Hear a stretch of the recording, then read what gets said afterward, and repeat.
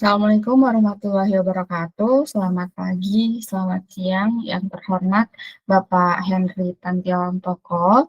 Kami dari kelompok 1 akan mempresentasikan hasil analisis kami yang berjudul Analisis Peluang Kelulusan Ujian Pilihan Ganda menggunakan distribusi binomial. Perkenalkan, saya Regita Utri Caningrum bersama rekan tim saya. Ada Zaki Hotir, Yalova Aktasyah Levi, dan Rifa Cahya Arif. Langsung masuk ke latar belakang. Ujian pilihan ganda adalah suatu metode ujian yang sangat sering digunakan karena metode ini merupakan metode yang bisa dibilang objektif dan mencakup materi yang luas.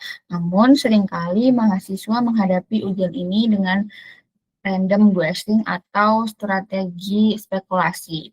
Nah, pertanyaan besarnya adalah seberapa besar peluang seseorang bisa lulus jika hanya modal menebak saja. Nah, untuk menjawabnya, kami menggunakan pendekatan distribusi binomial yang metode ini kami pilih karena karakteristik ujian pilihan ganda sangat cocok dengan syarat binomial, yaitu yang pertama adalah terdiri dari percobaan yang independen, dan yang kedua adalah dia hanya memiliki dua hasil, yaitu jawaban benar atau jawaban salah. Nah, dalam presentasi ini kami tidak hanya menghitung secara teoritis, tapi kami juga membandingkannya dengan hasil simulasi data atau data dummy yang sudah kami persiapkan. Kemudian untuk pembahasan mengenai landasan teori dan lainnya akan langsung dijelaskan oleh rekan saya. Silakan. Baik, selanjutnya ada rumusan masalah. Berdasarkan latar belakang tersebut, rumusan masalah dalam penelitian ini adalah yang pertama, bagaimana konsep distribusi binomial dalam teori peluang. Yang kedua, bagaimana penerapan distribusi binomial dalam menganalisis peluang kelulusan mahasiswa pada ujian pilihan ganda. Lalu, untuk poin selanjutnya yaitu tujuan. Tujuan dari penulisan tugas besar ini adalah menjelaskan konsep dasar distribusi binomial dan menganalisis peluang kelulusan mahasiswa pada ujian pilihan ganda menggunakan distribusi binomial. Lalu yang selanjutnya adalah bab 2, yaitu landasan teori. Poin pertama, teori peluang itu merupakan cabang matematika yang mempelajari kemungkinan terjadinya suatu peristiwa acak. Nilai peluang berada antara 0 sampai 1, di mana 0 berarti peristiwa tidak mungkin terjadi dan 1 berarti peristiwa pasti terjadi. Teori peluang menjadi dasar penting dalam statistika dan pengambilan keputusan.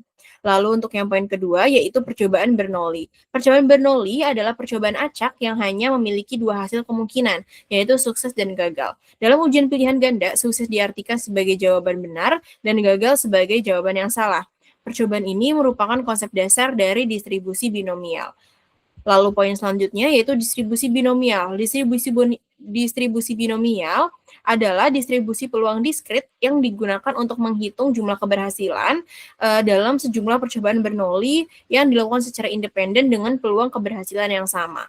Distribusi ini berlaku jika jumlah percobaan tetap, hasil hanya dua kemungkinan, antara percobaan saling bebas, dan peluang sukses konstan. Untuk poin yang keempat, yaitu fungsi peluang distribusi binomial.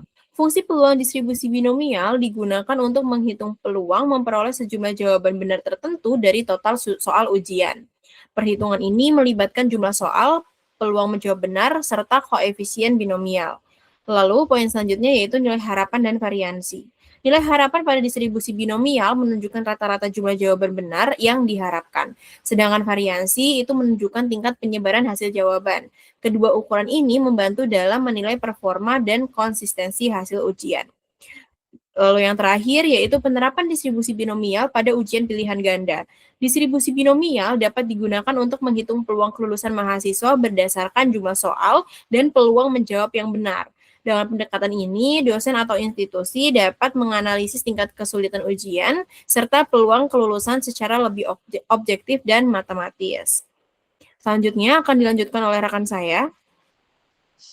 Oke, untuk penjelasan permasalahan dan eksperimen data, penelitian ini membahas peluang kelulusan mahasiswa pada ujian pilihan ganda dengan menggunakan distribusi binomial. Ujian pilihan ganda dipilih karena setiap soal hanya memiliki dua hasil, yaitu benar atau salah, sehingga sesuai dengan konsep tempat binomial. Data yang kita gunakan itu adalah data simulasi. Jadi kami mensimulasi 20 mahasiswa secara virtual yang menjawab ujian secara acak dengan asumsi setiap soal memiliki 4 pilihan jawaban dan satu jawaban benar. 4 pilihan jawaban dan satu pilihan benar ya. Karena itu, peluang menjawab benar pada setiap soal dianggap 0,25 bersifat konstan dan setiap soal dianggap independen. Peubah acak yang digunakan yaitu X, di mana jumlah jawaban benar yang diperoleh mahasiswa ada dari 20. Karena memenuhi syarat percobaan binoli, maka X mengikuti distribusi binomial dengan parameter N sama dengan 20 dan P sama dengan 0,25. Atau ditulis X binomial 20, 0,25. Sebagai studi kasus ditetapkan bahwa mahasiswa dinyatakan lulus jika menjawab minimal 10 soal dan dengan benar. Berdasarkan hal tersebut dibuat dua skenario analisis, yaitu satu, peluang mahasiswa lulus ujian dengan 10 jawaban benar dari 20 soal pilihan ganda. Yang kedua adalah menghitung peluang seorang mahasiswa memperoleh jumlah jawaban benar antara 10 sampai dengan 15 soal. Dari kedua skenario tersebut akan dianalisis lebih lanjut menggunakan distribusi binomial pada bab pembahasan dan perhitungan. Baik, selanjutnya untuk bab 4 yaitu pembahasan dan perhitungan, di mana kami menggunakan rumus sebagai berikut dengan keterangan yaitu N sama dengan 20, di mana N itu dinamakan jumlah soal, X yaitu jumlah jawaban benar, P yaitu peluang menjawab benar yaitu sebesar 0,25, dan 1 min P yaitu peluang menjawab salah yaitu sebesar 0,75.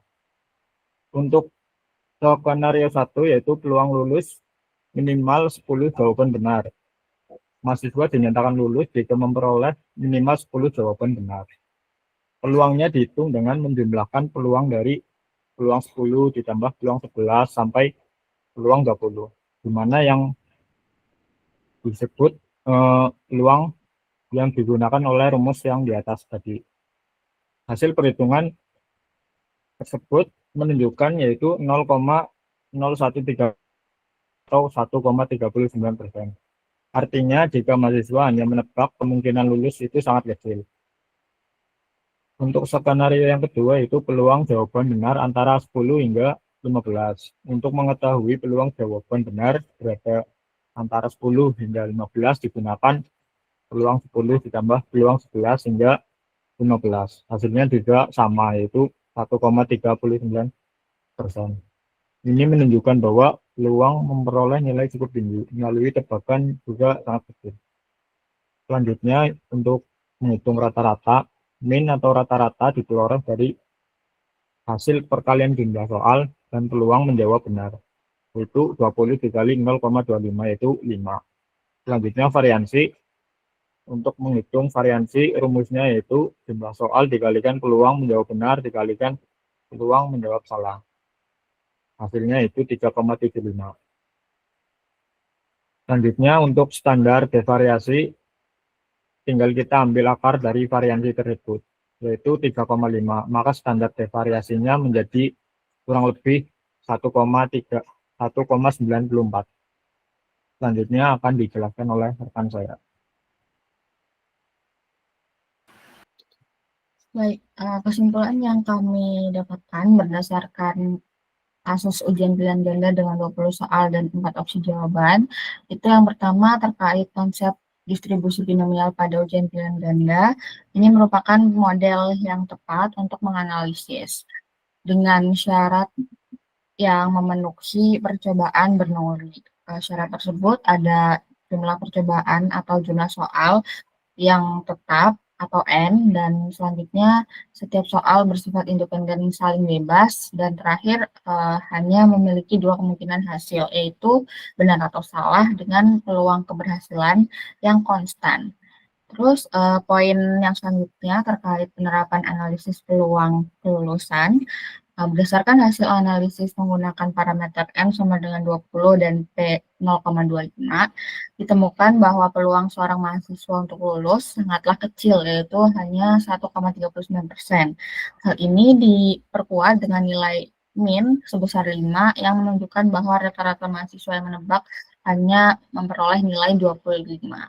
Nah, hal ini membuktikan bahwa penerapan distribusi binomial secara matematis dapat menunjukkan ketidakefektifan metode random guessing dalam mencapai standar kelulusan. Kemudian ini merupakan referensi yang kami gunakan dalam penelitian dan analisis kami. Kemudian untuk lampirannya, yang pertama link video YouTube akan menyusul. Kemudian data dummy, berikut adalah data yang kami gunakan. Kemudian yang terakhir ada tabel distribusi frekuensi, di mana kami menghitung berdasarkan data dummy sebanyak 20 data. Mungkin sekian dari presentasi dan analisis kelompok kami. Kurang lebihnya mohon maaf. Terima kasih. Wassalamualaikum warahmatullahi wabarakatuh.